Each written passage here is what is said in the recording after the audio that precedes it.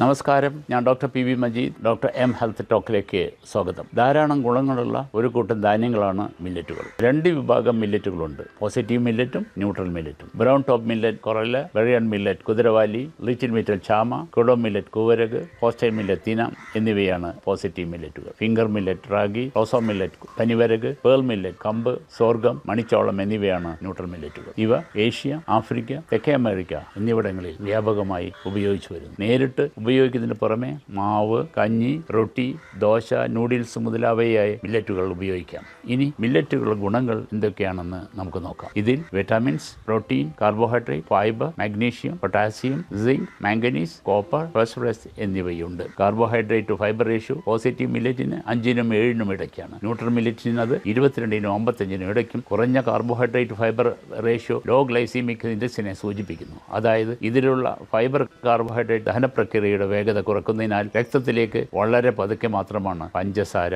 ആഗിരണം ചെയ്യുന്നത്. Blood sugar level പെട്ടെന്ന് ഉയർത്താത്തതിനാൽ ഇവ പ്രമേഹത്തിനും പൊണ്ണത്തടിക്കും ഉത്തമമാണ്. ഗ്ലൂട്ടൻ ഇല്ലാത്തതുകൊണ്ട് ഗ്ലൂട്ടൻ അലർജി ഉള്ളവർക്ക് ധൈര്യമായി മില്ലറ്റുകൾ ഉപയോഗിക്കാം. ഇതിലുള്ള ഫൈബറുകൾ മലബന്ധം തടയുന്നതിന് സഹായിച്ചേക്കാം. പ്രീബയോട്ടിക് അടങ്ങിയതിനാൽ ഉദരസാരോഗ്യം മെച്ചപ്പെടുത്തുന്നതിന് നല്ലതാണ്. പ്രോട്ടീനുകൾ ധാരാളം ഉള്ളതിനാൽ രോഗപ്രതിരോധ ശേഷി ഉയർത്താൻ സഹായിക്കുന്നു. ഇതിലുള്ള എസൻഷ്യൽ ഫാറ്റി ആസിഡുകൾ ഹൈ കൊളസ്ട്രോൾ, സ്ട്രോക്ക്, ഹൃദയ സംബന്ധമായ പ്രശ്നങ്ങൾ എന്നിവ ഉണ്ടാകാനുള്ള സാധ്യത കുറയ്ക്കുന്നു.